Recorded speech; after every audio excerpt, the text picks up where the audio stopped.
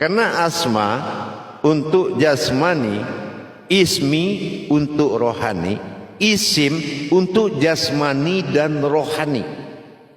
Itu isim. Jadi kalau isimnya yang dipanggil, kenapa dia jatuh nama isim? Itulah ayat. Jadi Allah bukan punya nama di tulisan mati, tapi di tulisan yang hidup. Isim itu kitab. Kasroh, ya, kasroh itu dalam kodratnya bi, batin. Makanya kalau dia berwujud namanya tajali. Kalau di Al-Quran menjadi garis, dalam hijaiyah menjadi harfiah. Inilah isim. Jadi kalau kita dipanggil itu isim. Kalau merasa kita di dalam itu ada domir, batin tunggal yang akan menjadi ketuhanan, yang bersifat ketuhanan pada diri dan bersifat keumatan pada diri, itu namanya domir. Jadi dengan kita sudah paham domir itu keakuan, sifat aku. Isim sifat nahu. Nah, inilah yang menjadi satu kesatuan, yang menjadi diri ketuhanan. Kalau diri ketuhanan, dia akan menyembah Tuhan. Kalau Tuhan, kajinya aku. Kalau ketuhanan, kajinya dia. Nah, inilah faktor adanya umat dan adanya Tuhan. Nah, kita harus meningkatkan iman kita ke tingkat isim, yaitu melebur tulisan asma ke ismi. Ismi itu panggilan imannya, asma panggilan zahirnya, ismi itu panggilan wujudnya sendiri. Itulah zahir dan batin digabung menjadi wujud bernama ismi. Disebut isim. Ismi digabung dengan asma bernama isim. Isim itu tulisan. Dia, kita inilah hijaiyah. Inilah kitabullah. Dikatakan kitabullah, isim pada jasad yang disebut kasrah, dan domir pada batin yang disebut dengan aku. Isim nahu. Dan ini tidak boleh dipisahkan. Laksana dipisahkan zahir dengan batin. Jamaah yang dirahmati Allah, kita wajib meningkatkan iman tauhid kita, apalagi mengenai wujud kepada ketuhanan. Karena kalau kita mengkaji tentang Tuhan, di belakangnya masih ada sebuah laksana dinamakan aku. Di balik aku ada laksana bernama ada. Ini adalah riwayat diri. Jadi kalau kita sudah berkodrat isim, Allahu Akbar, datanglah. Karena dia adalah isim. Memanggil isim, karena di dalam isim ada domir yang akan siap luput di dalam wujud ketunggalannya.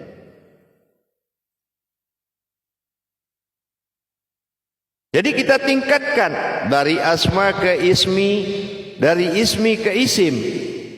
Kita tingkatkan pemahamannya. Jangan kodrat ketuhanan itu masih ada saja yang tinggal di luar diri.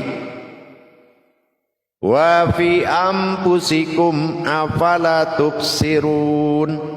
Semua ada di dalam dirimu, kenapa tidak engkau berpikir? Afala tufsirun, tafsir. Tapi untuk batin disebut tufsirun, bukan tafsirun. Tafsirun itu iman, fungsinya untuk iman. Kalau tufsirun masuk alif dhammah u dengan fa itu masuk kepada tajalli batin. Tafsirnya adalah kenapa tidak dicari dengan batin. Inilah dikatakan peningkatan iman. Kalau isim masih kita berbentuk pada tulisan pada Alkitab itu qauli. Ya. Itu masih tingkat qauli yang jatuh kepada Al-Qur'an, kitab. Yang jatuh ke dalam diri itu namanya khauni. Yang jatuh kepada alam namanya kalam. Kalam bersifat kejadian. Sementara qauli bersifat tanda. Kauni bersifat rasa. Itu yang jatuh ke dalam diri. Jadi kita tingkatkan iman kita. Karena sandaran dari kalam alif lam lam ha itu terwujud pada wujudnya diri. Tumpangan nyawa adalah alif, kan gitu. Alif wujud pada nyawa. Belum lam sifat lagi, belum lam asma zahir batin. Dan ha pada hayat dan gerak. Ini sangat jelas penempatannya. Maka dikatakan awaludin ma'rifatullah. Awal agama mengenal Allah berarti nama Allah inilah yang harus betul-betul menjadi patokan iman. Nama Allah inilah yang harus menjadi dasar awal kebertuhanan seseorang. Awal agama itu mengenal Allah. Awaludin ma'rifatullah. Tapi kalau nama ditinggalkan terus pencarian dalam sejarah para riwayat-riwayat perjalanan kenabian, ke sahabat-sahabat, itu bukan perjalanan sebuah wujud Tuhan. Perjalanan wujud Tuhan itu ihdinas siratal mustaqim. Diri rahasia nas itu manusia, sirat itu tersirat, mustaqim itu Allah. Manusia itu adalah jalan tersirat menuju Allah. Mana yang tersirat? Cari setelah mayat itu dikuburkan, dimakamkan. Kemana yang lain yang bicara, yang selalu mengopi dan merokok, makan? Dia kemana? Itu yang tersirat. Yang terlihat berbeda dengan tersirat. Makanya meskipun itu dalam bentuk wujud yang sama, tapi hanya satu keimanan berbeda dalam melihat, dan ilmu berbeda dalam melihat, syariat berbeda bentuk terlihat, hakikat berbeda bentuk rasa, dan ma'rifat adalah wujud yang datang dalam perbedaan. Harus kita sampai ke situ para hadirin dan hadirat. Tetapi kesempurnaan Tuhan semakin mengkerucut karena kita bangga dengan perbuatan ibadah yang banyak. Sementara iman ke Tuhan semakin mengkerucut. Semakin lama-lama hilang ibarat sabun masuk dalam air. Ini kepentingan-kepentingan ketuhanan sudah tidak bisa berjalan. Kenapa? Kekuasaan sudah jatuh kepada tangan kemanusiaan. Akhirnya agama nyata, Tuhan tidak nyata. Agama jadi Tuhan, Tuhan jadi sebutan. Karena mengagungkan tulisan melebihi segalanya. Kalau kita sudah bisa mengimani tulisan, ada apa di balik alif lam lam ha? Bukankah di awal juz amma atau awal diri juz itu umat? Amma itu kitab. Awalnya alif, belakangnya ha. Ya. Ya, alif awal, ya belakang. Ya Allah. Bukankah itu ma'rifatullah? Pedomannya juz manusia, pencariannya adalah diri. Nah, kalau kita belum mampu merubah wujud dari tulisan, kalau untuk mengimani di ismi aja kita sudah bisa mengimani jamaah para hadirin. Ismi, apa isminya? Itu nama Tuhan. Namanya Allah. Contoh sekarang, kita orang. Kenapa dipanggil manusia? Ya, kita ini orang. Kenapa dipanggil manusia? Digolongkan manusia. Manusia itu dipanggil lagi dengan namanya. Nah, sekarang ada Tuhan bernama Allah. Apakah Tuhan itu Allah? Apakah Tuhan itu Allah? Tapi kalau Tuhan bernama Allah, aku ingin dipanggil dengan nama Allah. Betul. Meskipun yang terlihat kodratnya Muhammad dan berupa-rupa pada Adam, itu iman. Karena dia tidak mau bersentuhan dengan apapun, maka dia jadikan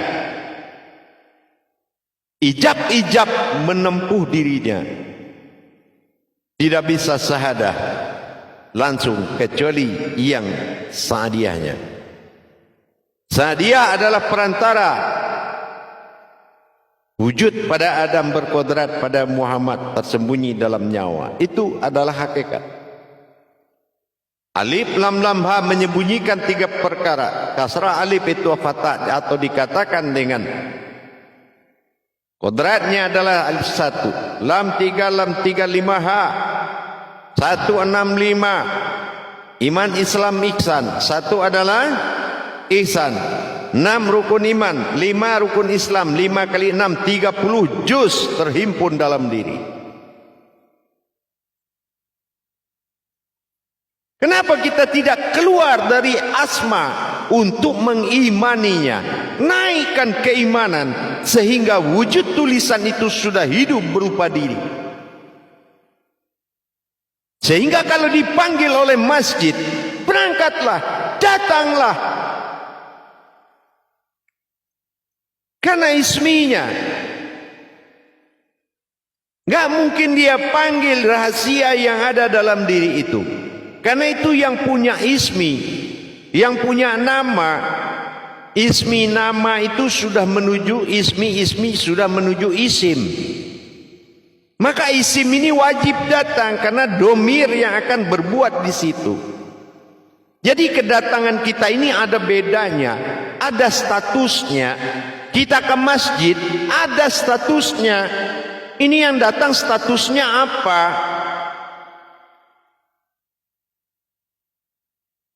Ini di mata Tuhan. Nah begitu. Ini persoalannya di mata Tuhan. Ternyata sampai di situ, kalau tidak berbekal ilmu, kita akan terikat suatu ketentuan yang mana ketentuan undang-undang di dalam masjid bisa membuat kamu tidak bergerak kepada Tuhan. Karena adalah adab yang sangat kuat. Dikala kamu menjadi iman, jangan kamu merasa kamu pimpinan semua umat. Karena kamu hanya wali Allah, imaminullah. Kalau kamu masih melihat dirimu dalam memimpin jamaahmu, maka kamu adalah orang yang memimpin orang, bukan imam memimpin jamaah. Ini hakikat.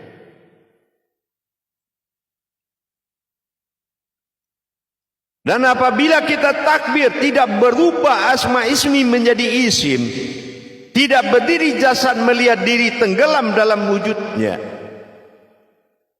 ini bukan ihram namanya. Banyak kalau ihram itu satu.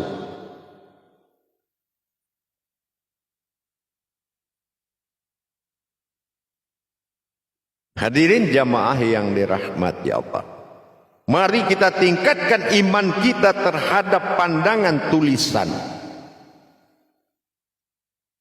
Dibuat tulisan besar-besar di masjid.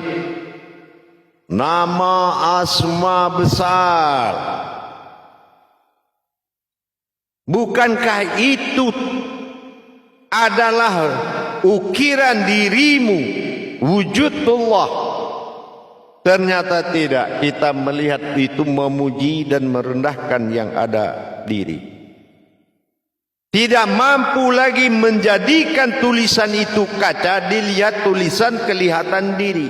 Itu yang benar. Asma lebur dalam isim, isim lebur dalam ismi. Inilah leburnya asma ke dalam ismi, lebur ismi ke dalam isim. Maka kitalah wujud tulisan itu adalah wujud daripada jasad. Alif pada nyawa, lam pada jasad, lam kedua pada rohani, hayat, af'al. Ini yang dikatakan isim. Kadang-kadang malah dibodohkan oleh paranormal. Pergi berdukun, ditulislah nama Allah besar-besar, ditaruh di timah, bungkusan timah hitam, dilipat, dijadikan azimat. Padahal dirimu adalah tulisan yang hidup. Kenapa bersekutu lagi dengan Tuhan lain? Mana ada nama-nama Tuhan lain selain dari wujud dirimu sendiri yang menjadi maujudullah. Apalagi kita tidak memahami dan merasakan hayat tulisan itu pada diri. Inilah isim yang sebenarnya. Diri kita ini isim karena domir yang ada di dalam yang akan menunjukkan ketuhanannya, akan menunjukkan sifat ketuhanannya kepada ketuhan dan kepada wujud akunya tunggal. Inilah solat. Tapi kalau lain yang dipanggil, lain yang datang, itu kelihatan nafsu imannya. Ya, kelihatan nafsunya. Bahkan disengketakan kain sarung, baju koko yang kurang bersih. Inilah kenapa datang fakot khailan nafsah tadi, karena tidak mengenal, tanpa memahami lebih dalam, maka datang kebodohan. Itu fakot khailan nafsah tadi, menjadi diri bodoh jadinya. Kenapa? Karena kita tidak memahami hakikat. Ini agama bukan lembaga atau organisasi. Ini agama, wadah insaniyahnya Allah, wadah insaninya. Jadi kita memperdalam makna hakikat yang ada di dalam agama untuk menuju mustajab dan mabrur. Karena kamu kita ini harus kembali kepada keinaannya, keinalilahiannya, keilahnya, keilahnya, ke Tuhan, kelilah, ke jalan, ke hihayatnya. Maka persediaan kodrat alif kembali kepada alif, tentunya dengan menyempurnakan sifat-sifat ketuhanan pada diri, pada makom syariat, hakikat, thariqah dan ma'rifat. Maka menyempurnakan diri adalah salah satu jalan, menyempurnakan jalanmu kepadanya. Karena siapa? Di atas sin itu ada titik 3 yang tidak akan bisa dibedakan mana titik nomor 1, nomor 2, nomor 3. Tapi kamu sudah ada dalam satu titik, wujud, wujud dan maujud. Maka kita akan lakukan pengenalan, lebih ma'rifatullahnya lebih tinggi lagi, supaya mendapatkan makom dan derajat di sisi Allah. Insya Allah, mudah-mudahan dengan sudah larut dan tenggelamnya tulisan, tidak lagi kita beribadah mengimani tulisan melebihi yang telah diberikan oleh Allah. Hakikat, ya, hakikat. Logikanya mana mungkin kalau kita panggil anak pulang, terus kita tidak tahu bentuk anak itu seperti apa? Kan enggak mungkin. Hasan pulang. Hasannya seperti apa wujudnya? Nah seperti itu. Jadi dengan Allah Al-Malikul Hakul Mubin. Al-Malik dirikan, Hakul diriku, Mubin dengan nyata. Sudahkah nyata bagimu segala sifat wujud-wujud kerohanian Tuhan?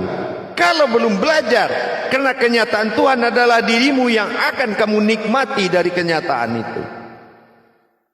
Maka kita tingkatkan. Berhentilah menyembah tulisan. Berhentilah menyembah tulisan. Tapi sembahlah siapa yang memiliki nama itu. Cari guru yang mampu memperjalankanmu, bukan guru yang mampu menceritakan tapi tidak mampu memperjalankan. Yang bercerita semakin pintar, yang mendengar cerita semakin larut. Akhirnya imannya adalah dalil nagli, iman-iman akal, dalil akli, tidak sampai imanullah.